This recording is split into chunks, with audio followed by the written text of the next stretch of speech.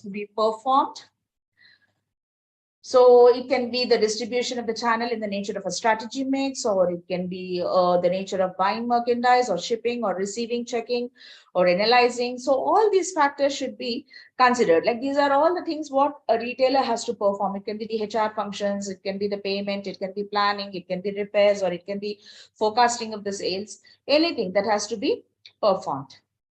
And moreover, the task has to be divided. So a single person cannot perform all the tasks. So he needs to divide the task, like who is going to perform what kind of job responsibilities the person is supposed to take. These should be specified. And apart from that, you need to discuss what are individual tasks and what are group tasks. Certain tasks cannot be performed individually. You need to assign the jobs to a group. So the group, again, you have to divide in that group, like A, B, C are there. A is going to perform this, B is going to perform this, and C is going to perform this. So whether it is individual task or group task, it has to be classified accordingly. And then you have the classification. So it can be a functional product, geographic, or combination of them. So what is functional?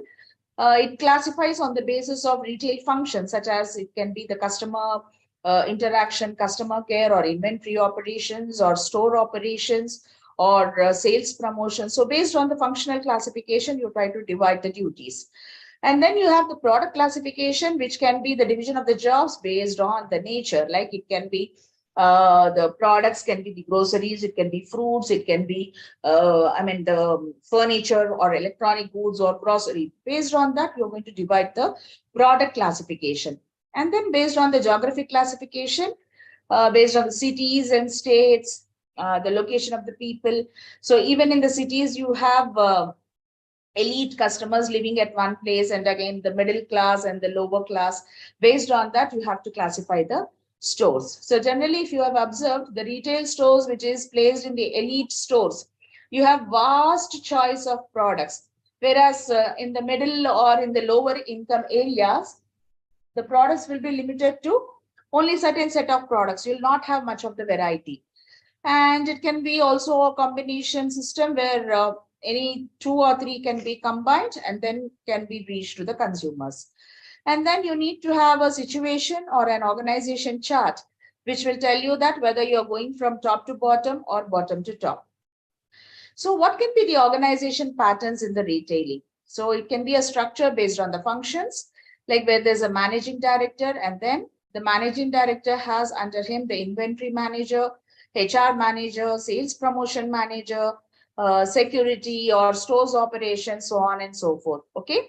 And again, these people will be having close interaction with the manufacturers, wholesalers, retailers, and then the final consumer. So the first person in the channel will always be the manufacturer, and then the last person will be the consumer. So in between, the wholesalers and the retailers need to perform all these activities to reach the final consumer. Okay. So the next one being a mixed pattern of organization structure. In the mixed pattern, where under the managing director, you have the inventory, HR, sales, or stores, or security. And under each manager, you will be having the region-wise managers, whether north or south, or the places where the manager, the states or the regions where the managers are taking care of. And then for each set of operations, the divisions are based on North Indian, South Indian operations. In that way, the divisions will be done. And then you also have further divided into the sports manager, furniture manager, gadgets manager, electronics manager. In that way, you're going to divide it further, which gives you the specialized required services to the consumers. And then you have a designing the organization structure for the retail firms. Now, the designing the formal system is generally based on the delegation. So delegation is nothing but you delegate, you transfer your burden of the work to your other levels in the operation. So in that way, the task will be achieved. There's proper control. There is no confusion. There is no unnecessary divisions. So the final person is going to accomplish the task, whatever has been assigned to him. Okay, so how do you develop the organizational design? So before we develop the organizational design, there are certain factors which influence the organization design and structure. Like it can be the specialization, authority. So what do you mean by specialization? So specialization is nothing but the division of labor, who is having the authority and who is having the responsibility, and to whom the reporting has to be done, and in what way the organizational structure is going to taken into consideration in designing the retail strategy. So these factors have to be analyzed before designing a particular system of retailing. So whenever we are talking about a retail strategy, any strategy should have a feedback mechanism. That is, there should be people who are going to come and give a feedback. It can be a positive or it can be a negative or it can be some kind of an idea. So there should be a proper feedback system in the designing process itself. So without feedback, you say that you don't want to listen anything, whether it is positive or negative, or you want to listen only positive and ignore negative, that is not possible. So the more you get the negative, those will be the stepping stones for the success, because you are able to meet the requirements of the customers. Now, there are different types of stores: a single store, diversified store, and national chains. Now, a single store consists of an owner, generally a CEO, who controls the entire operation. That is, he takes into the care the cash and the employees and the managers and whoever are there. Such kind of a design is called a single store. Whereas diversified retailers, they provide products or services that are unrelated compared to other stores. So they may also have acquired another company, or they might have merged with some existing company. So wherein your specializations are different, you are diversified into different retail businesses. So the system of management is generally the delegation of the authority, and you have multiple set of operations which are to be taken care of. Such comes under diversified retailers. And then national chains, a national chain of retailers are largely in competitive nature. They constitute the detailed organizational structure, like they have a staff manager, assistant manager, sales personnel at different lines of businesses. So these are the people who are going to take care of the national chains. So what do we understand with retail organization issues? So there are two prominent issues which influence the design of a retail organization. It is the degree of decision making, whether it is centralized or decentralized, and it can be the approaches used to coordinate the stores and merchandise management activities within a retail organization. So what do you mean by centralization and decentralization? So centralization is the structure where the business owner is responsible for the company's total business operation. So it is centralized. Whatever decisions has to be taken, whatever orders, whatever information has to be taken, that is from the central authority, which will be passing on from top to bottom. Whereas, if it happens to be the centralized, you are reducing much of the overhead costs, because you're not appointing so many people who are acting in between the top and the lower level management. So the top person is taking decisions and just passing on the decisions to the lower level. And there is also coordination across locations which are maintained, and the company achieves the lower prices from the suppliers, and they can also have economies of large scale production. And more or less, the decision making is quick and effective, and you can maintain a lot of secrecy, because it's only the top management which is taking decisions. And on the other side, the secrets are maintained at the top level. So definitely the information cannot be passed on at the right time when it is required. And moreover, for every decision, you are relying at the top level. So sometimes the top personnel might also take incorrect decisions, and employees feel less motivated under such kind of organizations, because there is no role played by them. They are just taking the orders, and they are just doing whatever the boss is saying. And in the decentralized authority, the decision making rests with the lower levels. Okay, they are the people who are actually going to take the decisions, and these decisions are passed on from lower level to top. So it is from bottom to top. Okay, so what really happens is it is good, like the employees have equity, they have a lot of power, and they are motivated, they are self-driven with the decision making because they are the people who actually perform the activities. Certain times they can take correct decisions, they can take right decisions. Whereas sometimes in the decentralized, there might be a conflict, like why I should listen to this person. All of us are on same line, and the corrective decisions cannot be taken. Lack of expertise and such kind of business structures uh, need to improve. I mean, they need to have a lot of confidence whenever they are giving such kind of a decisions. Now, coordinating merchandising and stores management, the stores division undertakes activities. So it can be the merchandise, it can be the services what they are giving to the consumer, or it can be leading to the stores uh, personnel, or maintaining the stores facilities or customers, whatever it is.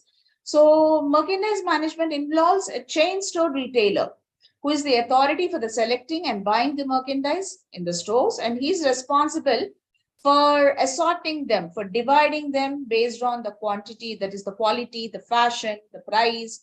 Based on that, he's supposed to divide the stock and the quantity and try to sell them. Okay, so generally the retailers, they use four techniques. It can be, in order to increase the customers, the retailers might create a good environment, soft music, good fragrance, good store layout, and they have trained that is employees or sales personnel who are actually trying to develop a positive relationship with the customer in motivating and pushing the products. And it can be a lot of coordination between the buyers and sellers. They try to maintain friendly relationship and try to push the products onto the customers.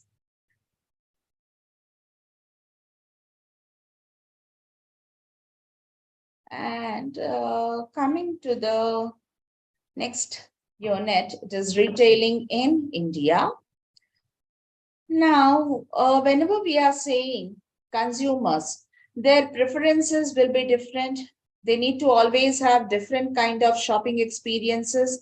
And the more they get exciting shopping experiences, they try to cater and they try to tend to, buy the product. So every time a retailer is visiting the stores, he needs to be treated like a king, and he needs to be given more options and more number of choices from the retailer. So when we see these angles, so how did retailing has evolved in India? How did it develop in India? So it is one of the most dynamic and fast-paced industries. And the origin of retailing in India can be tracked back to the emergence of Kirana and mom and pop stores.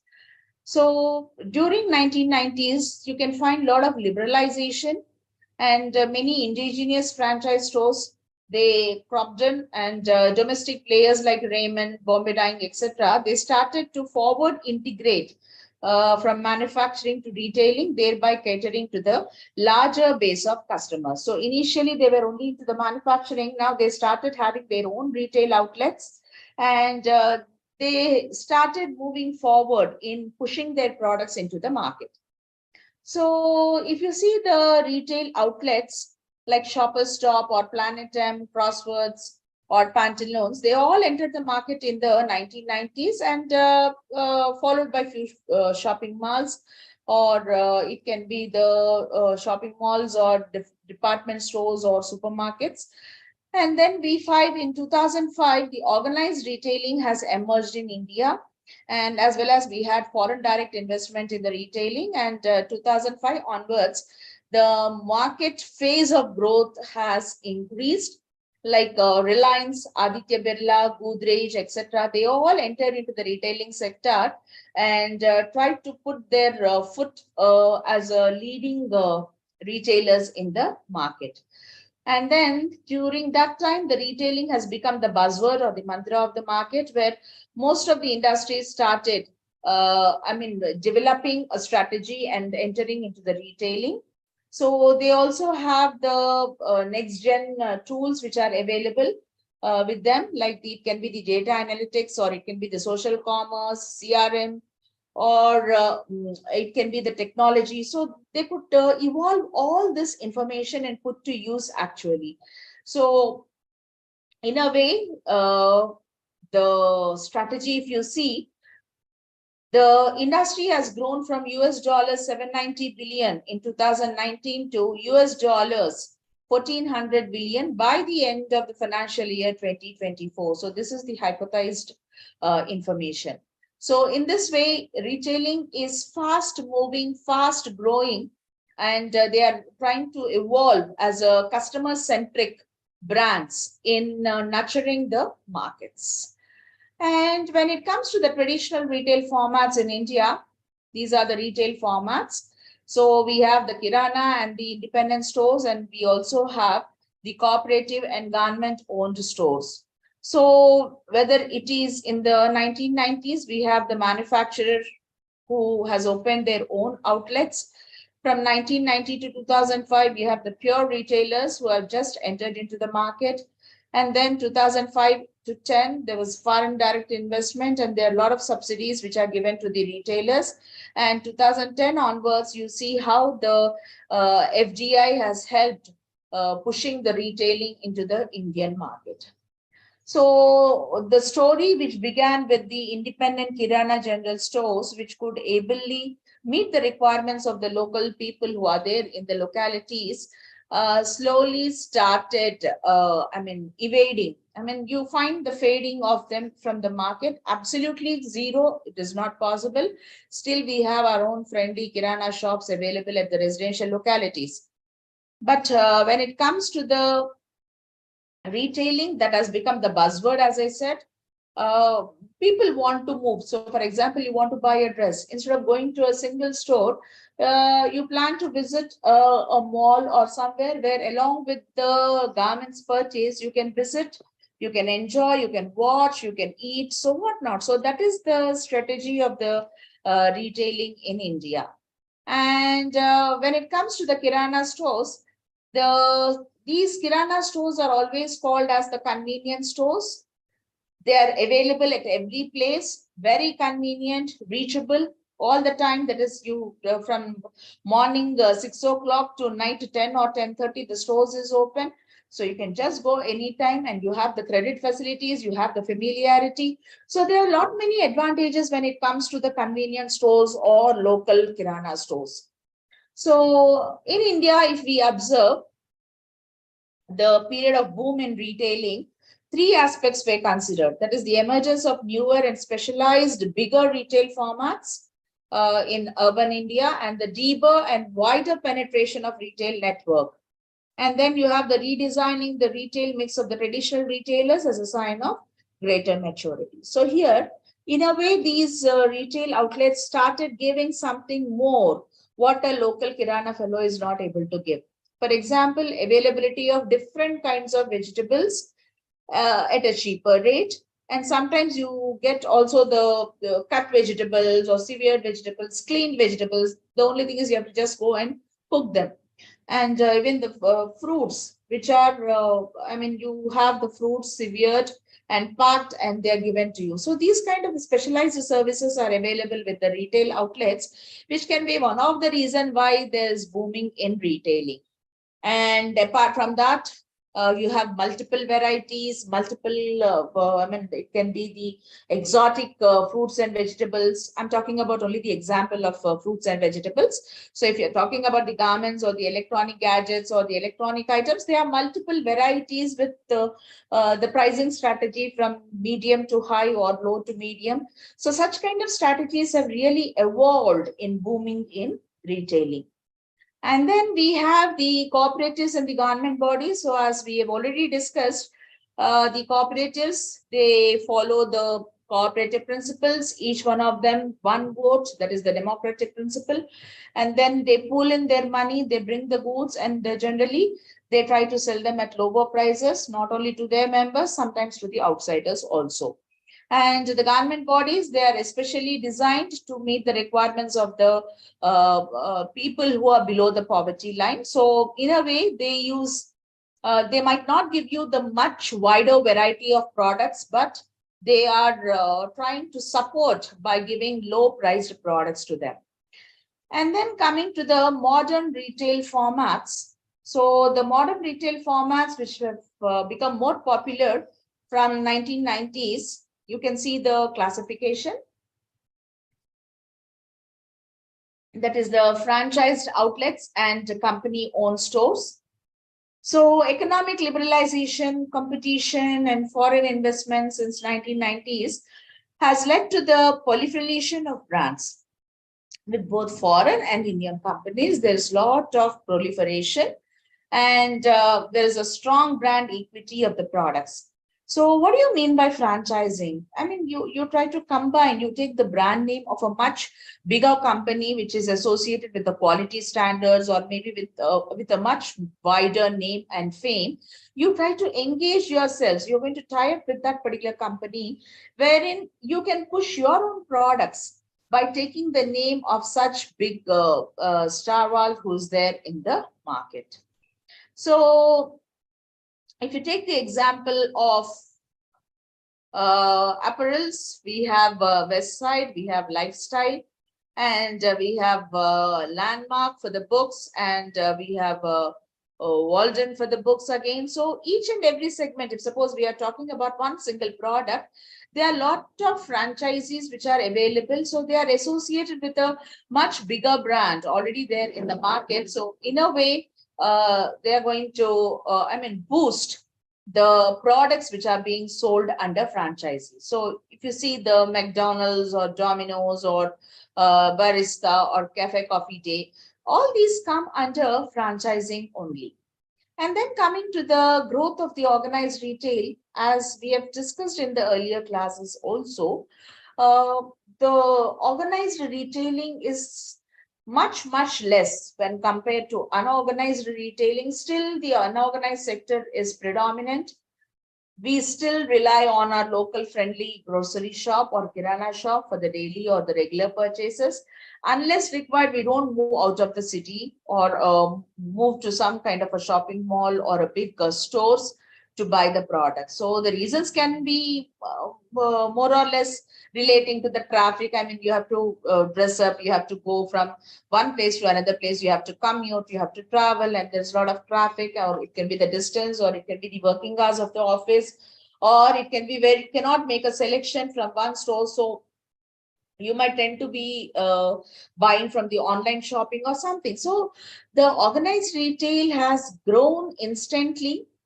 It can be through the internet penetration, as I already said, online, or it can be the smartphones. So you don't have to have a system or a laptop to place your order. Even with a smartphone, you can just browse and make an order for the products. And if you see, the online shoppers number is also increasing drastically based on the retailing facts. And it can be the food delivery, it can be the products, it can be the cosmetics, it can be the footwear, it can be the bags and accessories, anything. You name any product, you can find much of online shopping going on. And coming to the changing trends in the retail sector, so you have the outlook, the pattern of spending, the outlook, the behavior, and burgeoning millennial population. So who are they? They are the people with a median age of 27 years, and they make the largest population when it comes to the percentage of population who emerge in the retailing. So the set of consumers who are more confident and who are opining with the future success, and they want to earn at a much younger age. So these are the people who come under this particular category. So they aspire very high, and even their spending their spending pattern or their earning pattern will be thoroughly different. And the next important thing is the age of the people who are working. So millennial are also known to be marrying late. Okay, so the average age of marrying is more or less now it has gone beyond 30. So unless they settle, unless they set themselves something different, unless they prove themselves that they can build their own family on their own. So they want all the gadgets to be there. They want their own house. They want their own car. So the set of, now what do I say? Um, uh, Heartsticks, or you say yardsticks. Okay, so these yardsticks are prepared or set by the millennial age group. And unless these yardsticks are achieved, they are not marrying. And moreover, they have tough competition from the women population. More and more women are coming, more and more women workforce are into the employment, competing with the men. Whether it is a top position or whether it is a normal position, you can find people working. So earlier trends was women used to never come out of the houses, and they are not equal to their male counterparts in any manner. But now if you see, the trend has changed. Women are everywhere. You name the sector, not even a single sector is without a woman employee. So definitely when women are working, you need to have a lot of products, lot of items. It can be the ready-made products, or it can be the gas stoves or cookers, pressure cookers or mixie grinders, or it can be the stored items, the sealed items, which can be used instantly, the instant products. So all these come under the environment where women workforce are coming out for the working. And you have the growing wallet share and the trade price trade-off. If you see the growing GDP per capita, the higher disposable incomes, whatever the consumers are having, so they have the power of higher wallet. They can buy the products which are of high price. And elite consumers, what do we say? The higher the price they pay, the higher the recognition they get. So that kind of attitude was not there when we observed the trend 70s or 80s or 90s. So here, there's no show off. You don't want to show off. You don't want to show your money and say that, see, this is my status in the market. But now, if you see the millennial generation, so you find the products, whatever they are buying, are of latest, with latest features. They are not concerned about the price. If the price is giving them value, they don't step backwards. They just go ahead and buy the products. And then you have the growth of markets, uh, whether it is online or offline. You have lot of population which are coming forward to buy either through the online modes or offline modes. And we also have the mall culture. Initially, it was restricted to the 4 metros, that is Mumbai, Kolkata, Chennai, and Delhi. And now it has spread to Bangalore, Coimbatore, whatnot, Hyderabad, Pune. So all these places where we have the growth which is seen was drastic. So it can be the tier 3, or it can be tier 2, or it can be tier 1. There is a lot of development of shopping mall culture. So this can be in the basis of digital disruption, where you're using a lot of technology, a lot of information.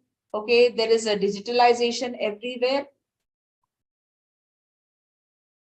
Thanks to, what do we say, the COVID period, where the people who did not know how to operate online, use digital technology. Now they're superpower in using them. They are learned. They know how to use the digital technology or online information. And we also have artificial intelligence based products, which are going to recommend you that what is good, what is bad, by providing a lot of information.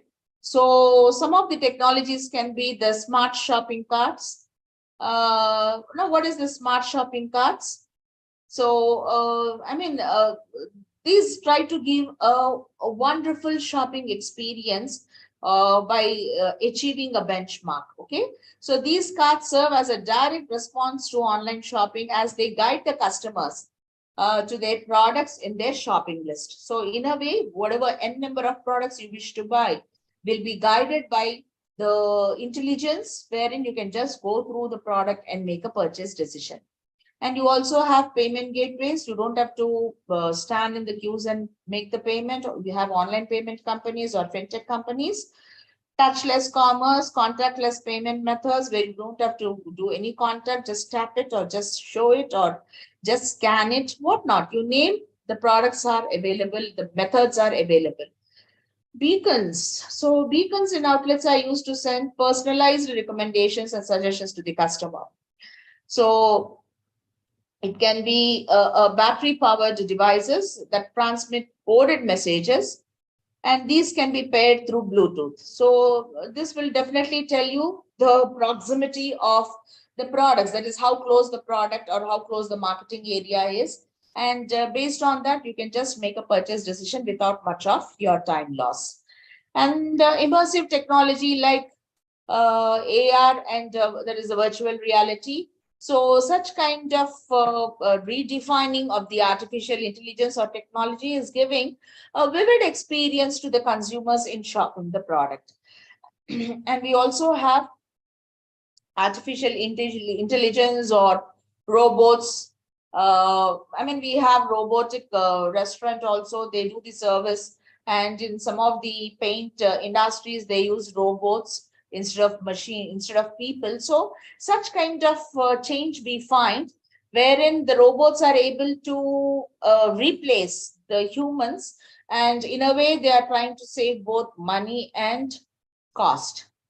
And enhancing the store's experience. So you have the placards, you have the display of the products, you have the floor display, like what is available in that particular floor and where it is available, the location, and the placards, which will try to tell you in easy identification of the product. So in this way, the consumer can easily identify the product and select the product.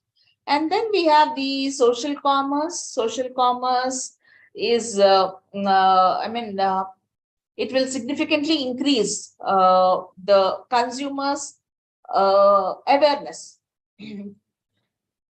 where we can just sitting in your in the house and utilizing our mobile phones, we can just browse and we can just save our time and money in making or in placing the order.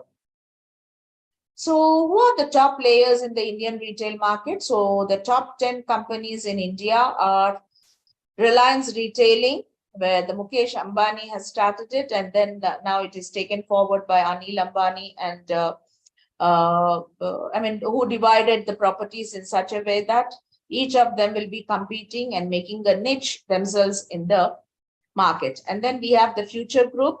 So the Future Group was incorporated at Mumbai by Kishore Biyani, and he has all the future retail products, like it can be Zone, Big Bazaar, Food Bazaar, Nilgiris, Hypercity, Central, or Brand Factory, which all come under Future Group.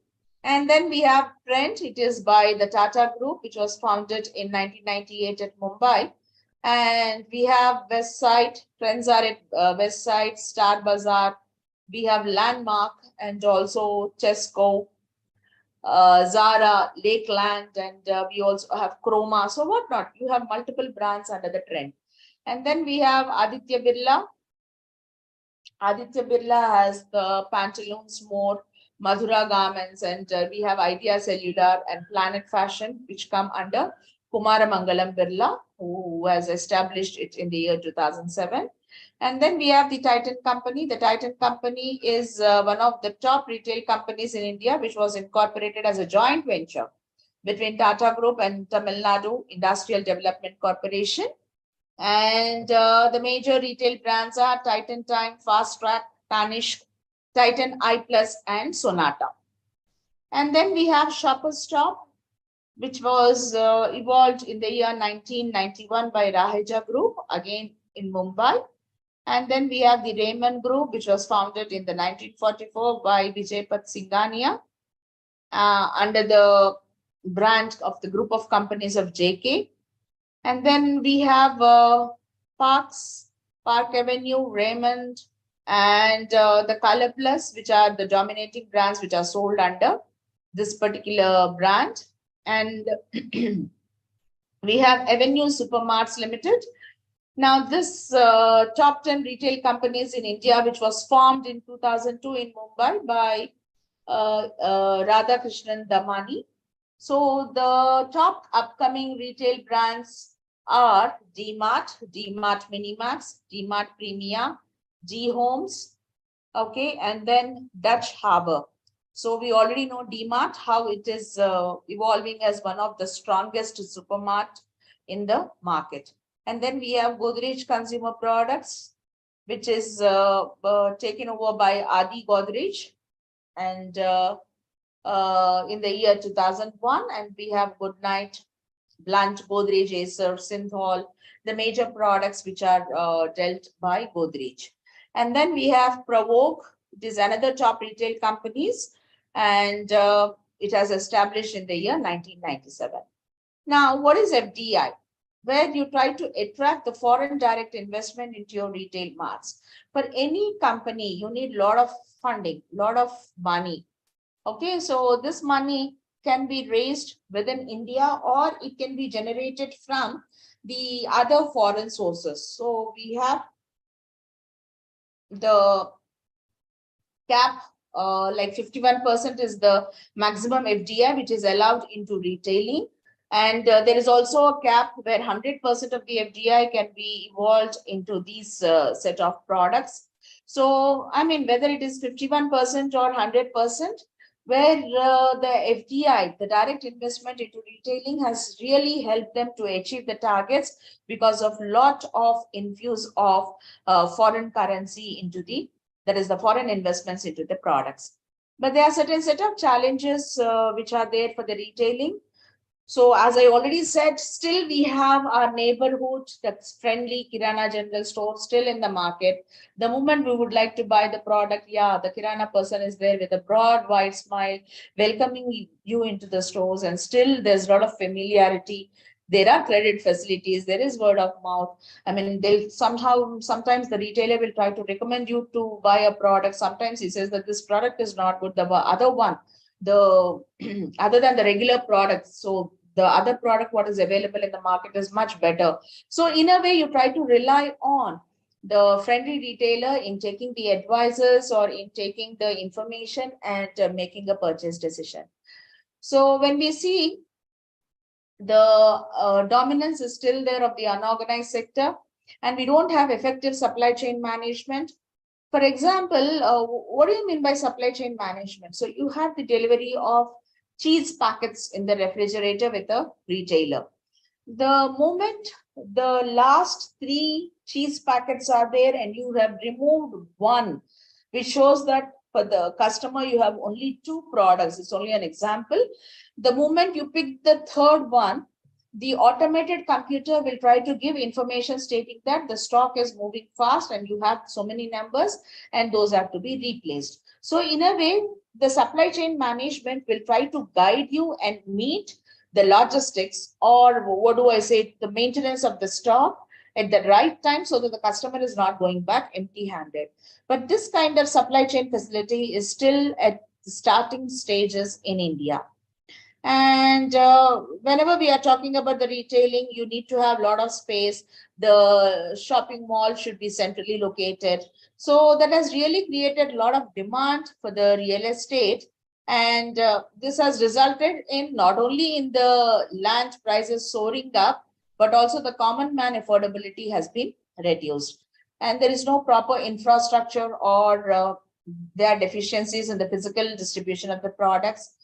So a lot of attempts have been made to address the problems what the retailers are having in competition with the mom and pop stores or kirana stores. But I mean, whatever the personal touch, what the customers get from a kirana stores is not available from a retail mart. Okay.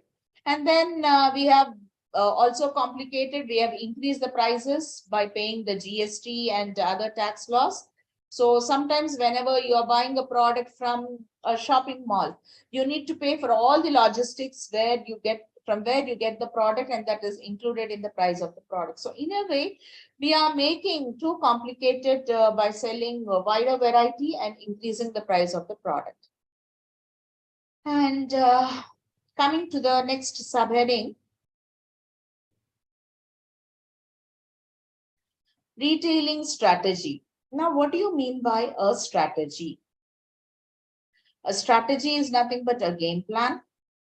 It can be a roadmap, or it can be some kind of an effective planning, which will try to follow the steps and reach the ultimate goal.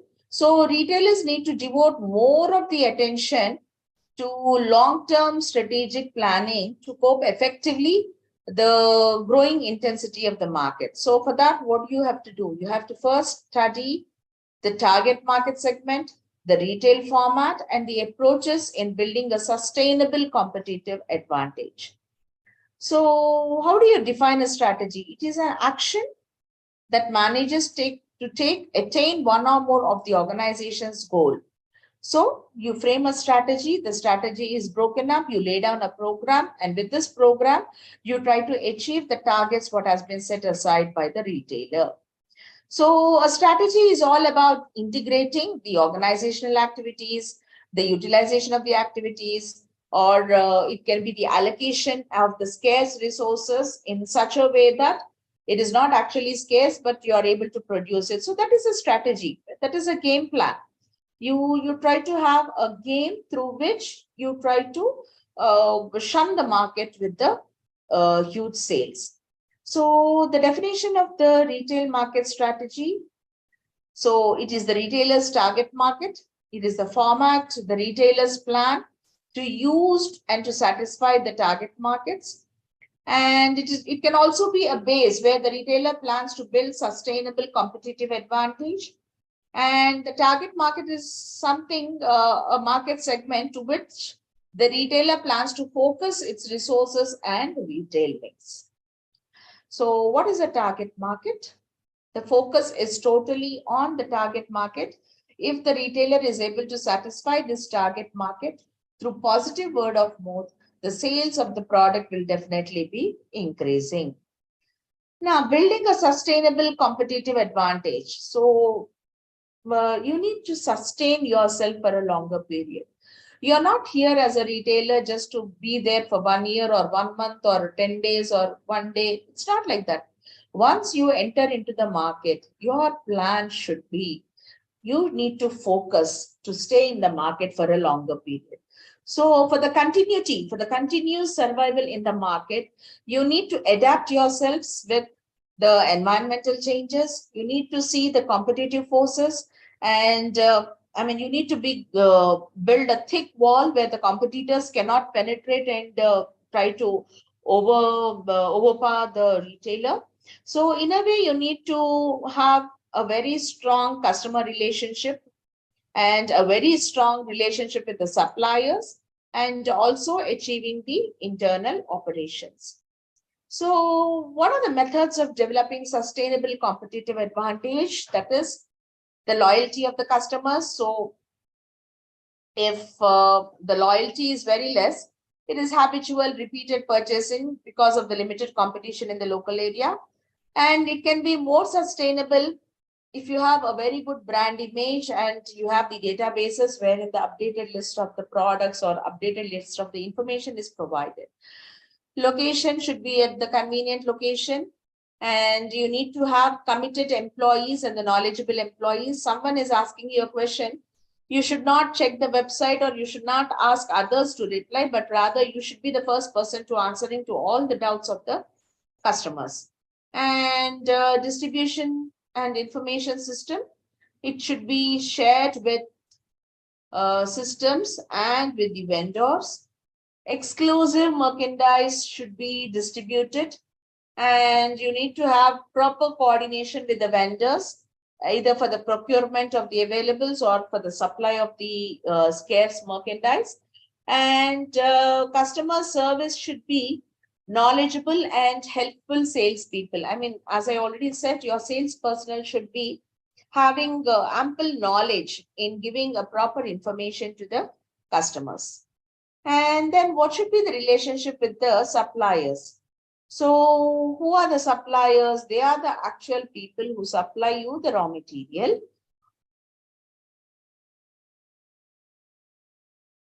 or it can be the supplies, which have to be done in time, at the right time, so that the product manufacturing can be achieved.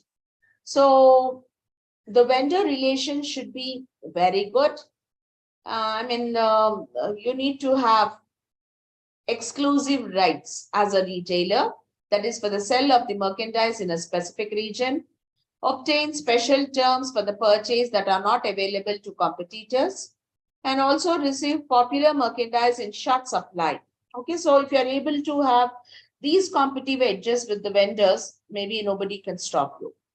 So achieving efficient internal operations. So the internal operations can be the human resource management, where you have the people who are working under you. So it can be a labor intensive business.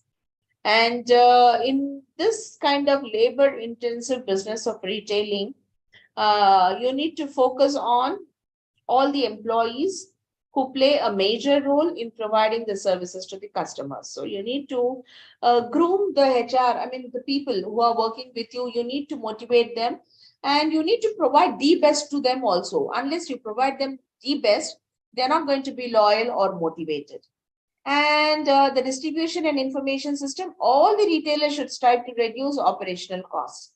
So these operating costs which are associated with running the business. So if you're running the business, expenses are very high. What about your profits? Your profits are eaten away by this running costs. So you need to always maintain these running costs at low. And then you have the location. So generally the location, whether you should have the location close by to the residential area, or it should be centrally located, or it should be located next to the competitor, you need to play a strategy there. Okay, so generally, whenever we are talking about shopping malls, we expect them to be centrally located, large, spacious, with all the amenities, with the CCTV recordings, proper parking lot, resting area, play zone, game zone, whatnot. So these are the things what the customers expect. So the location of the store should be planned ideally so that they are giving the best to the customers. So multiple sources of advantage, that is a long period of time. Retailers typically cannot rely on a single approach. So they need to have good locations, excellent customer service. They should use multiple approaches to build a high wall around themselves so that no competitor can enter or peep into the customers. And you need to have a good customer report or customer service, and you need to meet the service requirements of the customers. So how do you develop the relationship with the customers or customer loyalty? Now, what is a customer loyalty? A loyalty is the patronization of the product. So, or of the retailer. Generally, a customer will be loyal if he's satisfied with all the means which are being distributed by the retailer, satisfied with the merchandise, satisfied with the services, satisfied with the salespeople, satisfied with the store layout, and something of that sort. So these can be dealt by developing a strong brand image.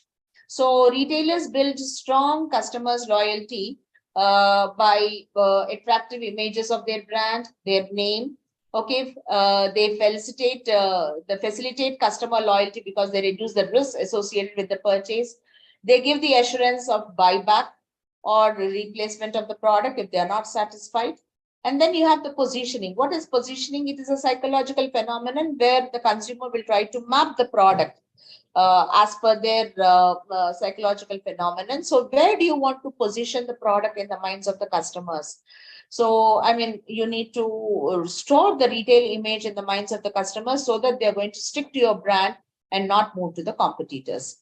And the customer service, yeah, always a customer will be happy with proper services what you give. If the services are not good, they are not going to rely, they're not going to come back to the retail stores, though they have wonderful offers. And then you have the customer relationship management programs, which are exclusively designed for the loyal customers. So the committed and the loyal customers should be rewarded.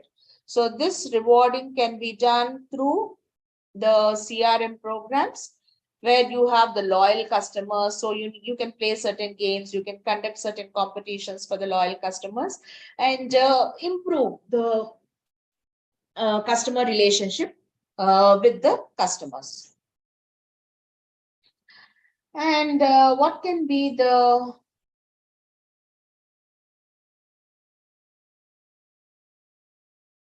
growth strategies? So generally there are 4 types of growth strategies.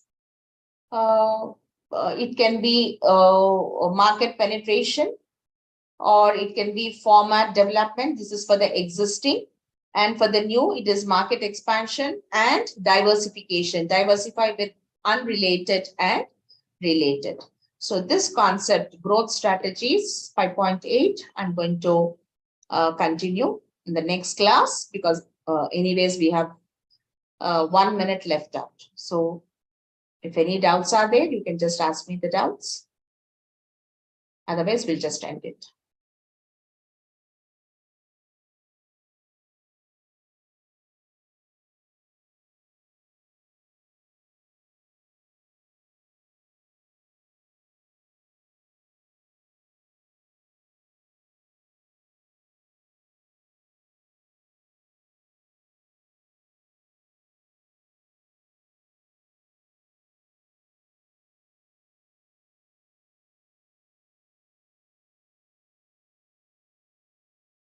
So there are different set of growth strategies which can be followed by the retail marts.